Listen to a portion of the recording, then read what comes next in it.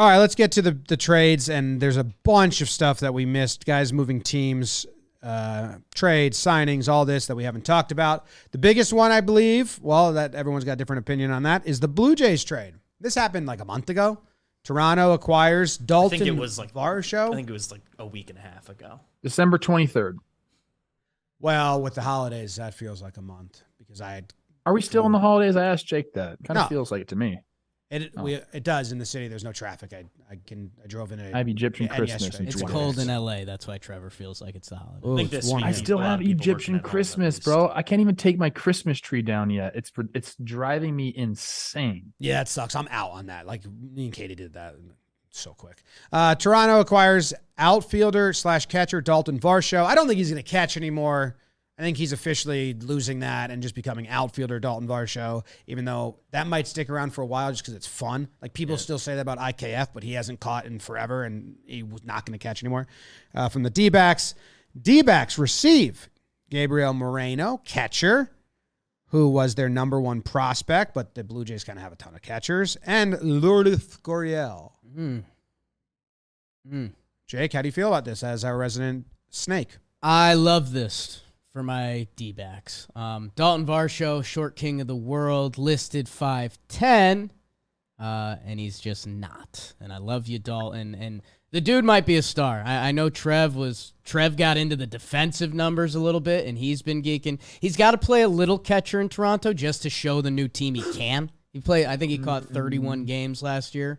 And I think the Blue Jays GM when they got him has a quote saying like, and we do like that he can be our third guy. Yeah, I mean he's just got to show that. I got him. The over under for me would probably be like 8 games, but he's going to be an outfielder because he's shown he can hit, and they want to keep his body intact. There's some shift numbers that his numbers might boost. The only thing that worries me is Daulton Varsho's good young ball player, but he kind of, Trev, you know this, he got adjusted to his division and his home field and things like that. That, jump into Toronto in a new division, you might be learning some new pitchers and stuff that, if his numbers land around where they did last year, which, 27 homers, a 745 OPS, 109 OPS plus, that's a solid season. I guess the thing on the Blue Jays side that surprised me with this, because we initially heard it was Gabriel Moreno for Varsho, and you're like, ooh, all right, big prospect for a younger guy who's broken out, interested. Lourdes Gurriel's in there too, and by the way, like this guy has put up, but one Daulton year, Varsho's right, but he's put up Daulton Varsho's season. So in the scope of Toronto for this one season, I don't necessarily love it. I like that they get Varsho obviously for the next couple seasons, but looking in on the Blue Jays, they've lost Lourdes Gurriel and Teoscar Hernandez this year. Varsho is in and Kiermaier is in. Offensively, I think they might have lost something there. Defensively, they could have gained a lot. I think that's the whole point, though, is they understand, they can score runs. Run prevention, not so hot with the Blue Jays. So you have to figure that out. I think every front office has to decide, what kind of scale we're going to, or not what kind of scale, like what's going to be on the scale. The Phillies went all in on offensive production last year. They went to the World Series. The Blue Jays kind of were on that train. Like, let's just bang the ball, score a ton of runs, and see if our young guys can field the ball a little bit. This is going to help their outfield defense. I think good teams get to a point where they realize that we need to have kind of a banger outfield defense. That is the name of the game, dude. Preventing extra base hits is all they ever talk about in big league clubhouses now, because you can't string together 3 or 4 hits, but, extra base hits drive in runs. They get you into scoring position, obviously. So they're trying to do that. And Varsho, talking about the numbers, last year categorically was the best defensive outfielder around. And it wasn't even close. And that shocked me. And I don't know, you're a Varsho guy, Jake. Did you know that? Like, did you? I had no idea. And they bring in Kiermaier, who's not what he used to be, but he's still the sheriff out there, and Varsho, and you got Springer. And I think now we're looking at obviously a much better defensive outfield. And I think they're willing to give up a little bit of offense for that to be the case. Did you know? Did you know? I knew by the end of last year when we were doing all JM team and stuff like that, because Varsho snuck into those conversations. I mean, high 20s homers and you're playing good defense. He found himself in the catcher and the outfield conversation, which, hey, man, maybe if he doesn't have to worry about the pitching staff anymore and, you know, Toronto's been a hitter's place, like if he continues to tick up, it could be awesome for the Jays.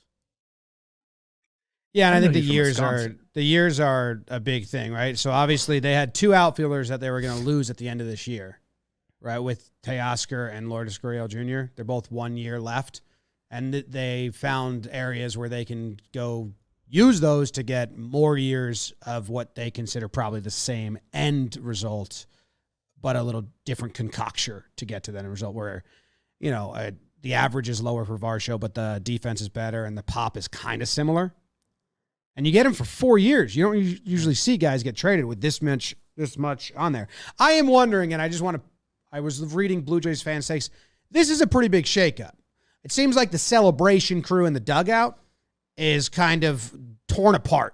And that was a big part of their vibe and they were lax, man. They made errors and they played really sloppy ball. They were not a tight unit. You bring in just a kind of a different mixture of personalities and shake that up. Like the Jacket's got to be gone now because I think that was a Teoscar, Vladdy, and Gurriel thing. And kind of like... Thank God. Yeah, thank God. A little bit of that culture. This seems like they're changing the culture in the dugout a little bit, which I think from the outside, and we're not fully in there, it seemed like, yeah, you guys need to kind of like head down and win before you keep being the king of the quotes. Well, Kiermaier's kind of king of the quotes, so he might come in and help that. I mean, he might come stir the pot hard. Like, you guys think you can talk? And then he's going to lay down a rap for him. And they're going to be like, oh, shit, maybe we should just be cool and not talk. When you have a platinum glove, you can do a lot of different things, and I'll allow it. I've had this take on this show before. I am just not a big dugout extra celebration type guy.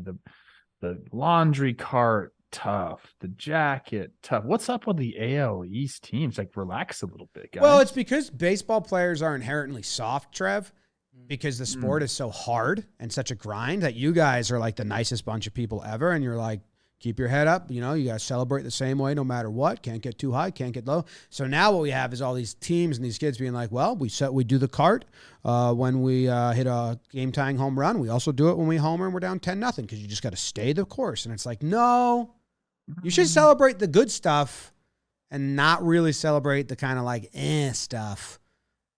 But hearing you and all the ball players talk, it's the nicest bunch of people ever.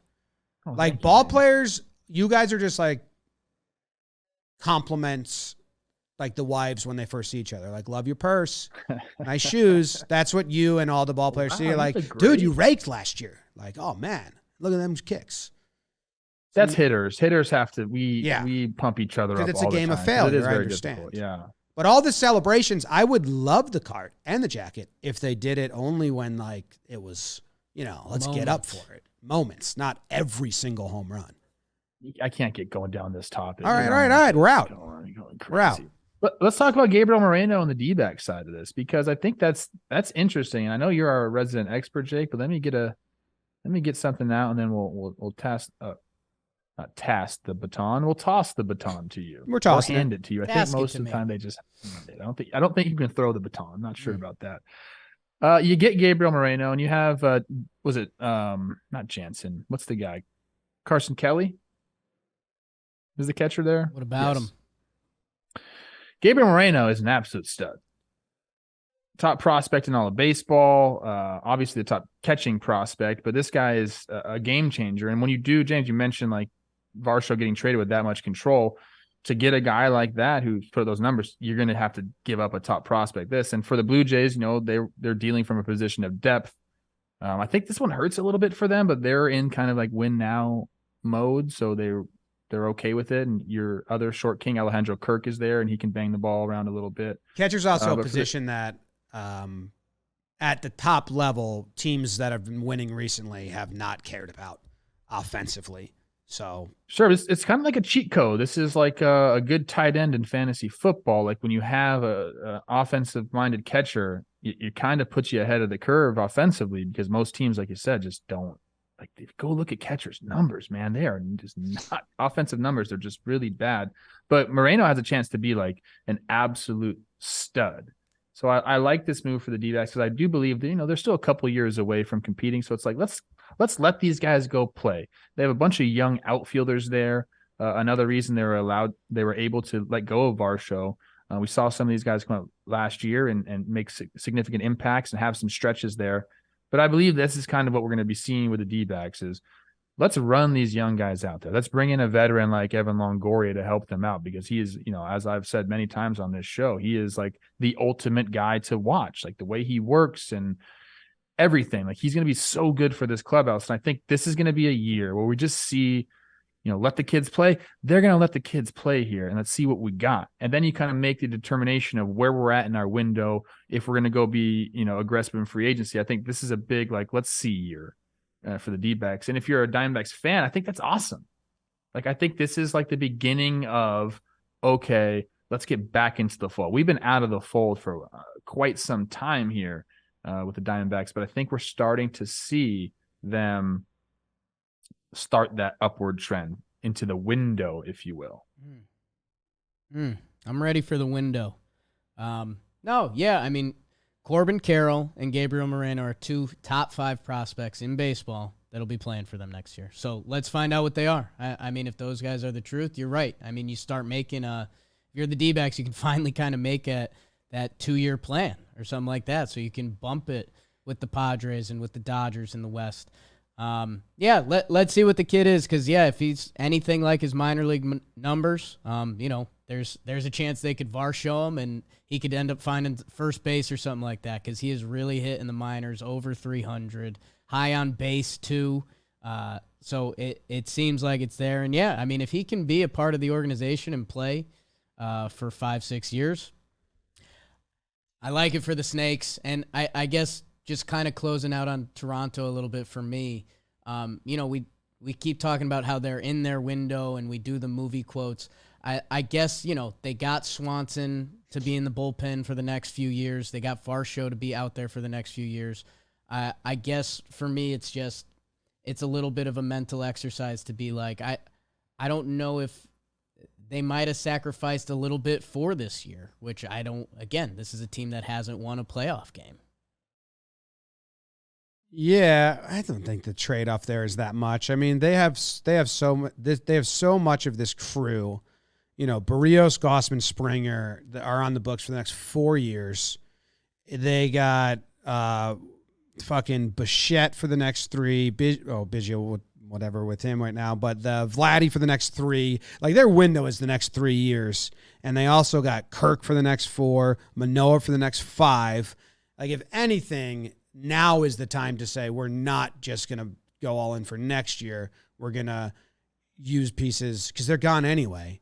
Now the next moves they can make are sprinkles because now they have like a really deep position player core locked up and 4 starting pitchers, 3 or 4 starting pitchers, top of rotation guys locked up, and 5 position players at key positions.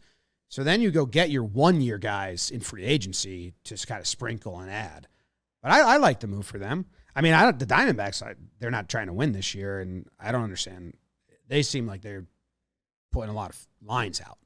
I think this is a great trade for both teams. Where they're at in their organizational window, this makes sense for both teams. This Toronto team, I think you don't say the T, right? We keep messing it up. Toronto. This Toronto team. Oh, all Canadians. Looks nice on paper, bro. Like I get excited. I forgot Chris Bassett went there. Yeah. Like they have a very, very good top 3 starting pitching with Manoah, Gossman, and Bassett. And then Barrios, my guy who I dream upon all the time. Can you have a bounce back year? Are you going to be comeback player of the year this year?